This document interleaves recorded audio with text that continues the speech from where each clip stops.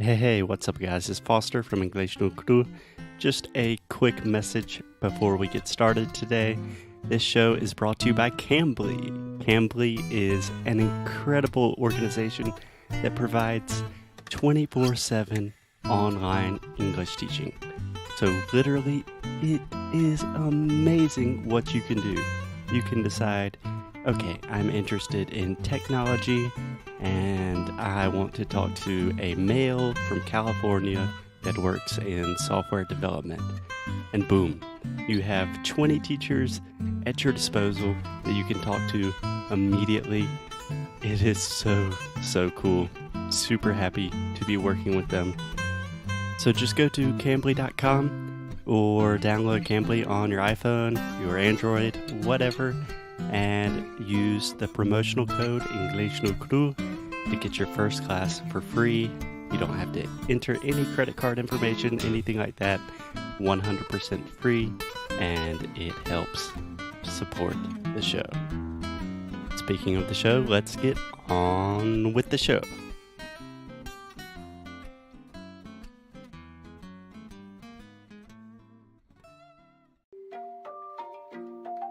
Oi, fala aí pessoal, bom dia. Você está escutando o Inglês no Rádio. I am your host, Foster Hodge. This is your daily dose of English.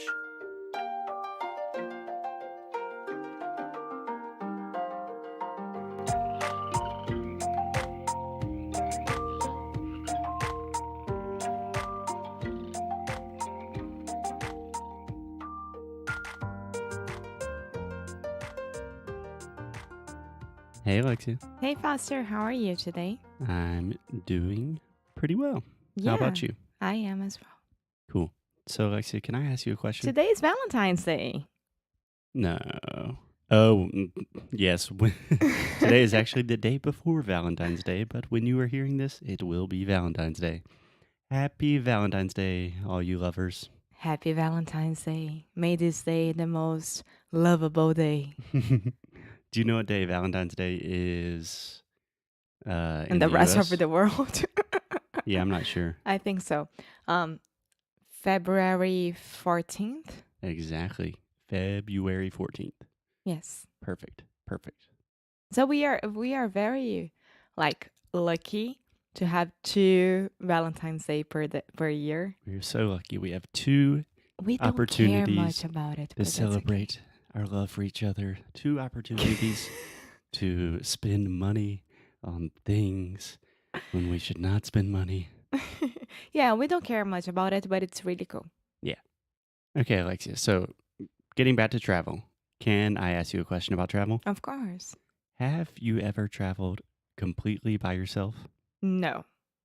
Okay. No, completely by myself, no. Okay. You said that with a little bit of hesitation. So, for No, example, I know you've been on a lot of international flights by yourself. yes, but is this traveling by myself? No. So what I'm really talking about is solo travel. Yeah. Normally, solo international travel. So I'm talking about leaving your home country. I disagree when I say international. It doesn't have to be international. Yeah. Okay, you can travel to Brazil, whatever. I'm just talking about leaving where you are by yourself and going to someplace totally new where you probably don't know anybody. No, I haven't. Okay, cool. But you have traveled a lot in groups and with other people. Okay, so today I want to talk about the difference between solo travel and group travel. And because I have done more solo traveling, you've done more group traveling, I will try to talk about the benefits of solo travel. You are the proponent for group travel. Sound Okay. good? Yes. So I will just say one benefit that I think is really important for solo travel. Then you have a chance, an opportunity to talk about it, defend group travel, and then vice versa. Cool? Okay, cool. Cool. So the first reason I think that solo travel is awesome is because you get to do whatever the hell you want. If you're in big groups, you have these itineraries and schedules, and maybe some people don't want to do this, some people don't want to eat that. Solo travel, it's all you, baby. Yeah. Well, when I traveled with groups, they were all my friends. So it wasn't like a CVC Que um CVC. traveling thing. It's a travel agency. Okay. And we didn't have an itinerary like midday you had to do that, at 5 you had to be back. No, we were like, okay, let's do this today. Let's go to this beach Mm-hmm. and walk around and etc. So the last group travel that I did, Mm-hmm. it was to Punta del Este, Uruguay. Punta del Este. Yeah, Uruguay. Uruguayo. We went for New Year's there, It's so touristy. and we rent a house. So cool! It was during college, for first year of college, I think. So everyone was like, "Yay! This is fun! It's amazing! We are in college now. We are grown ups." I feel Things like like that that. is the equivalent of college students in the US going to like Cancun for spring break or something. More or less like this. Yeah. And the house was a mess. Like I had to sleep on the sofa. It was the best place to sleep. And every time that we go out, the group, like it was a boys group and a girls group, we, how do I say that? Divided, We divided, separated. separated to whatever we wanted to do. So a few times it was only me and two other people. So it was okay. Cool. Cool. Yeah, I do think there's a difference between like going on a huge group with a travel agency, like 40 Brazilians going to Las Vegas on a big bus or something, and then just traveling with your friends. Okay, cool. So, do you have an advantage of group travel that you want to talk about? Yes, we make stories together. So we will always remember that, oh my God, Alexa, do you remember when we did that and that happened and then da da da da da da? That is very true. Yeah. That is very true. The memories you have when you travel with other people, in my experience, they seem to be more intense. Like, I remember traveling to England and Spain in college, and whenever I see my friends from college, those stories are always the first ones we talk about. Yeah. When I traveled to Bariloche, Argentina, Argentina. my best friend was there. Hey, Marina. And Marina and I, we went to a boate, to a nightclub. Mm-hmm. And this nightclub, it had 7 floors. Ooh. And everyone was together, like we were 30 people, more or less. Yeah. Can I stop you real quick?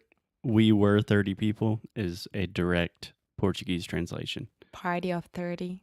No, in this case, you would say there were 30 of us. There were 30 of us. So whenever you want to say like, somos cuatro, something like that, you say there are 4 of us. Yeah. In a restaurant, you can say party of 4, but just in restaurants. And Mariana and I, we went to this nightclub as everyone else. And we were like, what is this place? This is a labyrinth.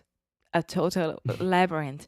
And we remember this night till today because we couldn't find the other 30 during the whole night. And it was a really, really dark place.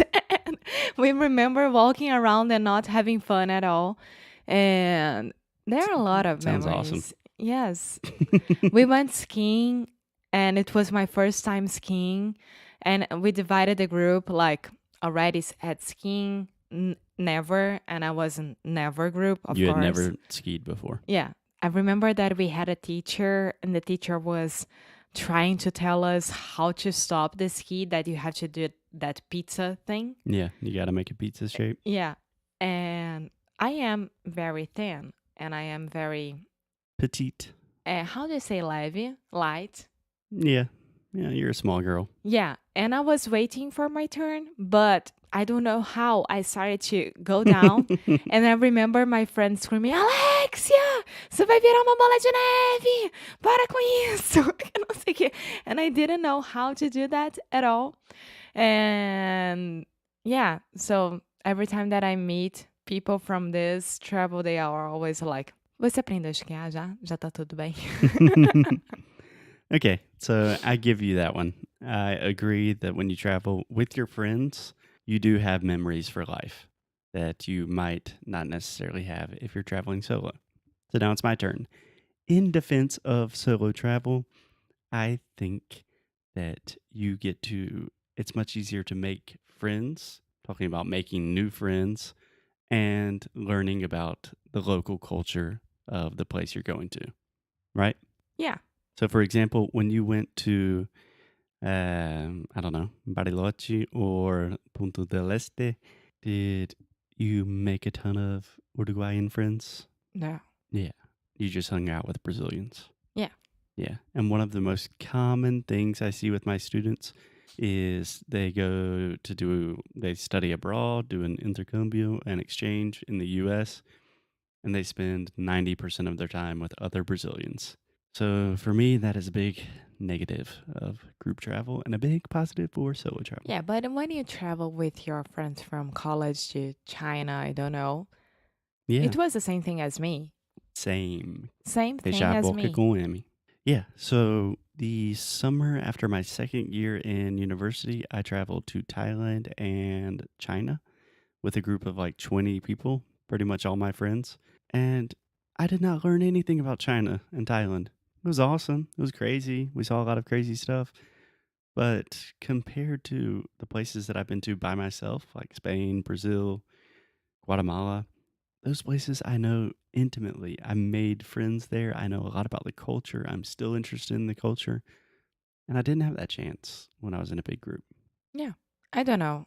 Maybe I would change that because I'm older and I want to know more about the place that I'm visiting if I ever have a group travel again. Hmm. But I think it depends on the time of your life. Like we were pretty young when we traveled to these places, Yeah. and it was a group thing. So Yeah. it's horrible to say, but we didn't care much about the story. Yeah. I think that's important that you say it's horrible to say Yeah. because I think, especially when you're young, if you have that experience of you don't only learn about the culture, but you also learn a lot about yourself. Because when you are with your friends or you are in your hometown, you kind of know how you act like around everybody. You have your personality. But for some reason, if you are just in the middle of the US for the first time, you don't know anyone, your English is not that great, you have to decide what to do, who to see, what to eat, and you learn a lot about yourself. Yeah. So, there's one more point that I want to make about travel, solo travel, and travel in general, and that is travel and language learning. But for that, we have to dedicate an entire episode because I love to talk about language and travel. We do that next time, maybe. Oh, yeah, next time. Yeah, we're going to record it in just a second, and you will hear it on Wednesday. Okay, bye, Alexia. Bye. Thank you so much for listening to another episode of Inglês no Rádio. If you like what we do, if you want to support the show, please check out inglesnocru.com. At inglesnocru.com, you can find everything from the worksheets for these episodes to learn all of the best pronunciation, vocabulary, grammar, real English, the way we speak it on the streets. You can also do personalized private coaching sessions with me in our pronunciation course, Sound School. Most importantly, keep up the good fight and lose well. Até já já.